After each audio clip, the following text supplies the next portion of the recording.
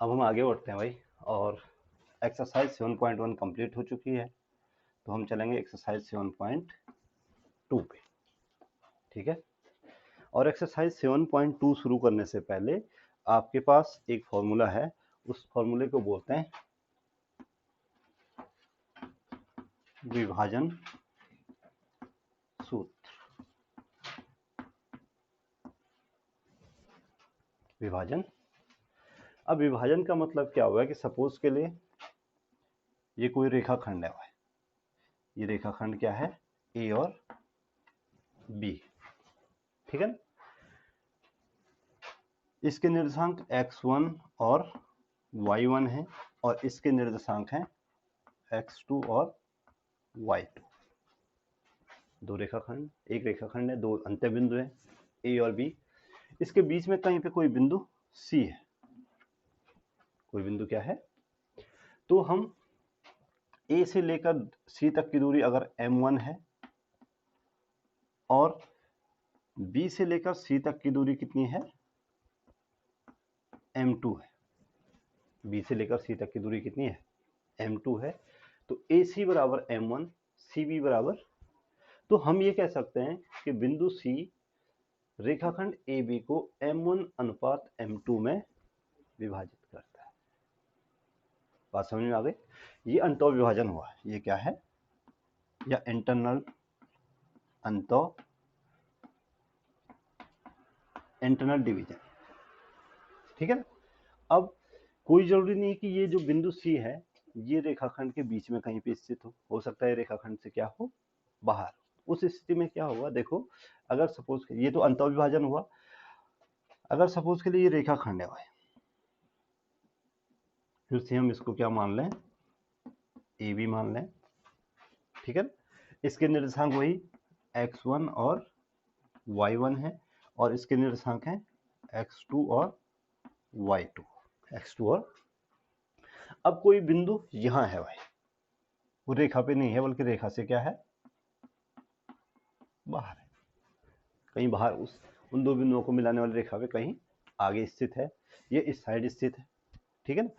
और ए से लेकर और सी तक की दूरी m1 है और बी से लेकर सी तक की दूरी कितनी है? m2 है। बी से लेकर सी तक की दूरी कितनी है? तो हम ये कहेंगे कि जो बिंदु सी वो रेखाखंड ए बी को m1 अनुपात m2 में बाह्य विभाजित कर रहा है।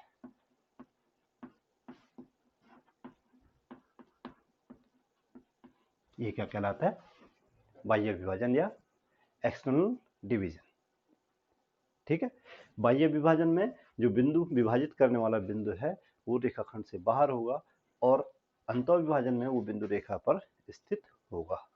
और इसके निर्देशांक सपोज के लिए क्या है? x और y है और इसके भी क्या मान सकते हैं? x और y। तो इन तीन निर्देशांकों, देखो x1 y1, x2 y2, xy m1 और m2 के बीच में जो संबंध स्थापित होता है उसको हम विभाजन सूत्र बोलते हैं। क्या बोलते हैं?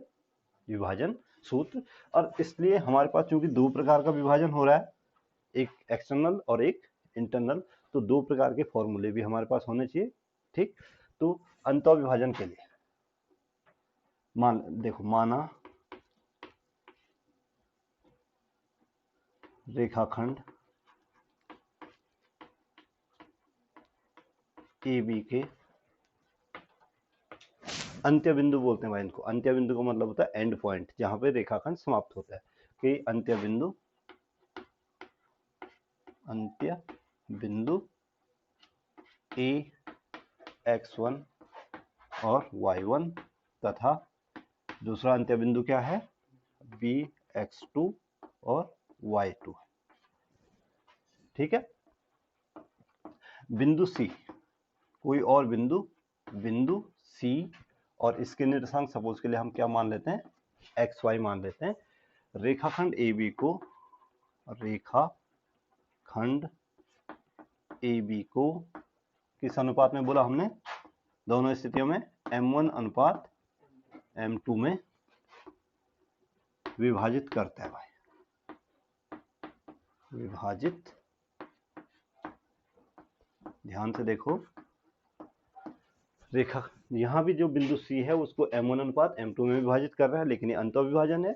और यहाँ पे बिंदु सी जो है इसको m1 अनुपात m2 में क्या कर रहा है, विभाजित कर रहा है, लेकिन ये क्या है, बाह्य विभाजन है। बात समझ में आ गई, बाह्य विभाजन और अंतः विभाजन में। तो नंबर फर्स्ट, इसलिए अंतः विभाजन के लिए, अंतः विभाजन के लिए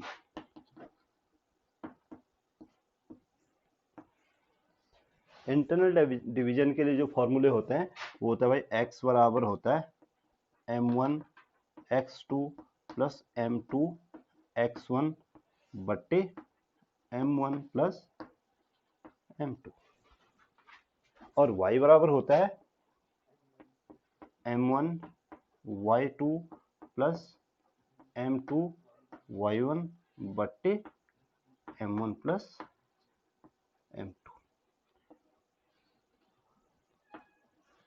ये अंतः विभाजन सूत्र है भाई, ये क्या है, अंतः विभाजन के लिए फॉर्मूला है।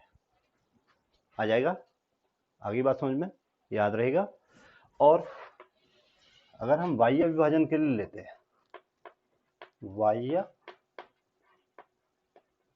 विभाजन के लिए, ठीक है, तो x बराबर होता है m1 x2 plus m2 x1 minus बट्टे m1 minus m1 plus m2, और y बराबर होता है m1 y2 minus m2 y1 बट्टे m1 माइनस m2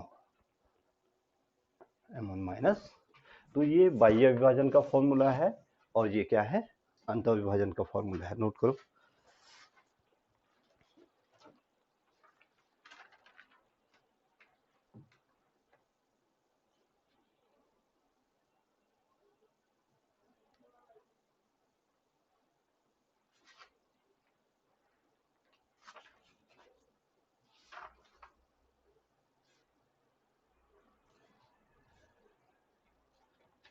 एक्सरसाइज शुरू करें।